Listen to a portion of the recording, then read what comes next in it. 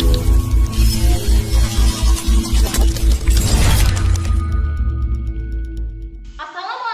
warahmatullahi wabarakatuh. Halo anak-anak kelas 6, bagaimana kabar kalian hari ini? Semoga kalian ada dalam keadaan sehat walafiat. Perkenalkan, nama Ibu Sinta Nur Fajria. Hari ini kita akan belajar tematik. Tema 5, wirausaha, subtema 2, usaha di sekitarku, dan kita sudah sampai di pembelajaran ke-5. Sebelum belajar, marilah kita berdoa terlebih dahulu berdasarkan kepercayaannya masing-masing. Berdoa dimulai.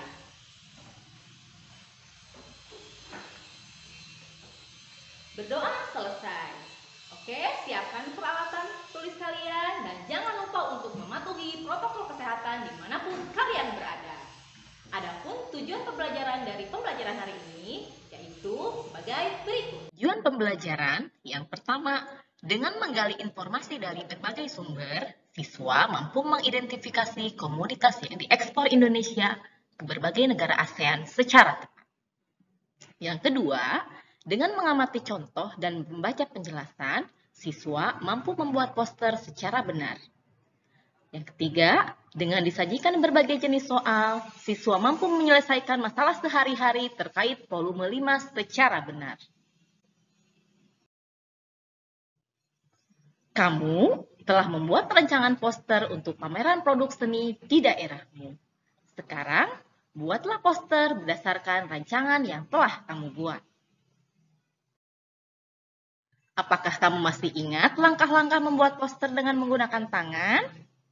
Berikut ini langkah membuat poster dengan tangan. Yang pertama, siapkan kertas polos, pensil, dan pensil warna. Merancang poster dengan tangan bisa sangat menyenangkan. Kamu akan mengetahui beberapa hal yang akan membantu postermu tampak indah dan menarik. Langkah kedua, pilih kertas polos sesuai dengan keinginanmu. Ketika kamu merancang poster dengan tangan, kamu dapat menentukan ukuran kertas sesuai dengan keinginanmu. Langkah ketiga, buatlah 3 garis tipis. Gambar garis mendatar sekitar 6 cm dari halaman kertas. Kamu akan menulis judul postermu pada bagian ini. Kemudian, gambar garis mendatar yang kedua sekitar 6 cm dari bawah halaman kertas. Kamu akan menulis informasi tentang hal-hal yang kamu ingin supaya orang lain mengetahuinya. Misalnya, mencantumkan tempat, tanggal, nomor telepon, seperti kunjungilah pameran kami. Langkah keempat, buatlah judul. Buatlah judul pada bagian atas kertas. Tulislah huruf-huruf dengan pensil secara tipis. Kamu dapat menyesuaikan besar huruf dengan ukuran kertas. Langkah kelima, buatlah catatan kaki. Gambar dan buat tulisan secara tipis pada bagian bawah kertas. Langkah keenam, isi bagian tengah. Isilah bagian tengah dengan gambar yang berkaitan dengan gagasan utama postermu. Untuk poster pameran seni, kamu akan membuat gambar yang berkaitan dengan pameran. Misalnya gerabah. Kamu dapat membuat 1 atau beberapa gambar. Buatlah sketsa dengan tipis. Langkah terakhir yaitu warnailah postermu. Nah, sekarang setelah poster yang sudah kamu rancang selesai, kamu yakin dengan tampilannya. Dengan hati-hati, gambarlah huruf-huruf dengan menggunakan spidol, pensil warna, atau krayon. Dan lakukan eksperimen, dan ini hanya panduan umum. Silahkan bereksperimen sesuai dengan kreativitasmu.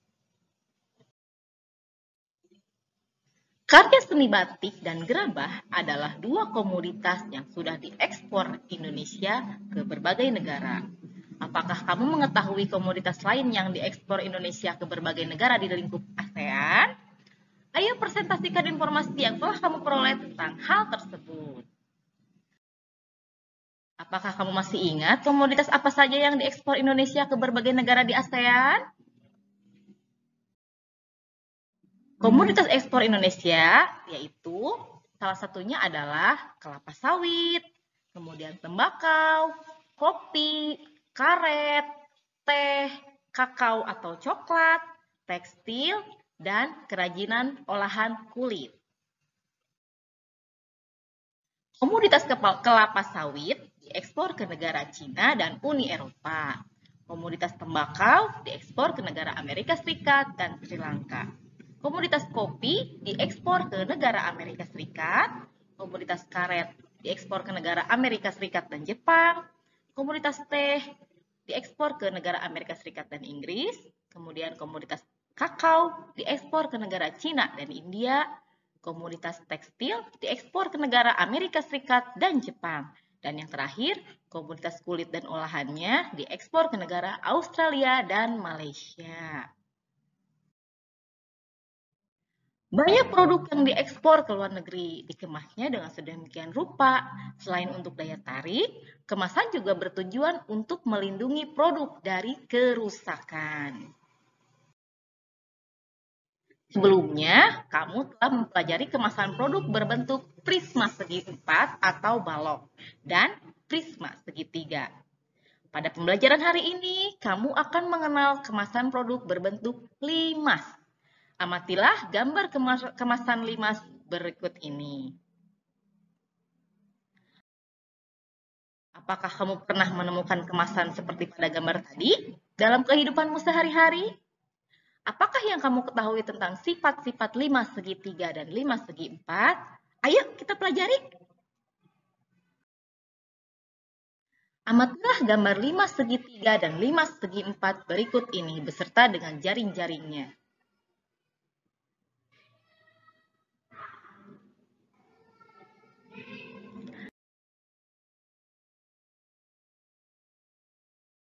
Sifat-sifat limas segi 4. Perhatikan limas segi 4 berikut ini. Limas segi 4 memiliki alas berbentuk segi 4 atau persegi panjang. Setiap diagonal segi 4 memiliki ukuran yang sama panjang. Yang ketiga, panjang diagonal alas AC dan BD memiliki ukuran yang sama panjang. Yang keempat, memiliki 4 buah sisi berbentuk segitiga yang sama besar. Sifat-sifat limas segitiga. Perhatikan limas segitiga DABC di samping ini. Semua sisi-sisi limas tersebut berbentuk segitiga. Limas segitiga tersebut memiliki 4 buah sisi yang berbentuk segitiga, yaitu sisi ABC, ABD, BCD, dan ACD. Jika sebuah limas segitiga memiliki sisi-sisi berbentuk segitiga sama sisi, maka limas tersebut dinamakan limas segitiga beraturan.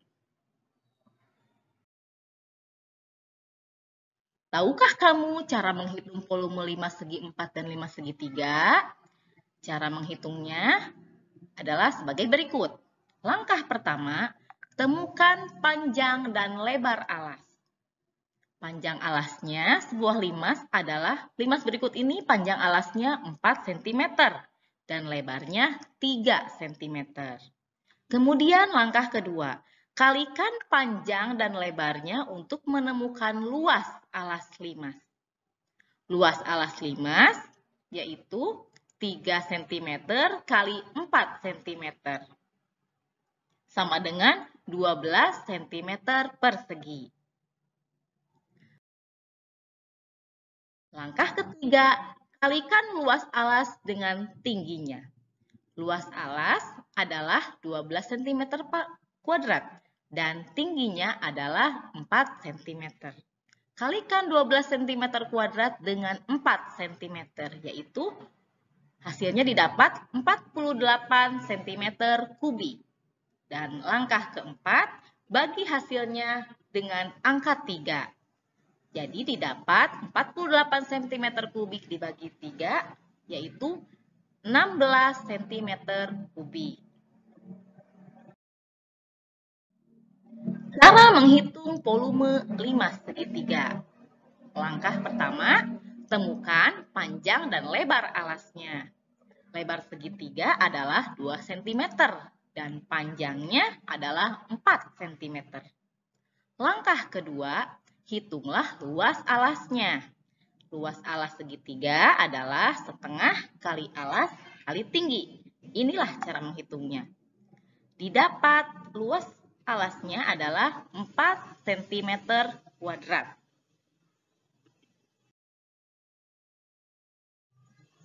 Kemudian langkah ketiga, kalikan luas alasnya dengan tinggi limas. Luas alasnya adalah 4 cm kuadrat dan tingginya adalah 5 cm. 4 cm kuadrat dikali 5 cm didapat 20 cm kubik. Langkah keempat, bagilah hasilnya dengan 3. 20 cm kubik dibagi 3 hasilnya adalah 6,67 cm kubik. Jadi volume limas dengan tinggi 5 cm adalah 6,67 cm kubik. Nah, selesaikanlah soal berikut ini. Yang pertama, tuliskan persamaan dan perbedaan pada limas segitiga dan limas segi 4 berdasarkan pengamatanmu. Yang kedua, sebuah limas segi 4 mempunyai alas dengan panjang 5 cm dan 4 cm. Tinggi dari limas tersebut adalah 6 cm. Berapakah volume dari limas tersebut? Caranya seperti yang sudah dijelaskan oleh Ibu tadi. Yang ketiga, sebuah limas segitiga mempunyai alas dengan panjang 3 cm dan lebar 4 cm. Tinggi limasnya adalah 5 cm. Berapakah volume dari limas segitiga tersebut? Yang keempat, buatlah soal cerita tentang menghitung volume limas segitiga. Dan yang terakhir, buatlah soal cerita tentang menghitung volume limas segi 4. Untuk tugas pembelajaran hari ini yaitu buatlah kemasan berbentuk limas menggunakan kertas bekas. Ukur terlebih dahulu panjang dan lebar alasnya. Setelah itu, ukur tinggi limas tersebut.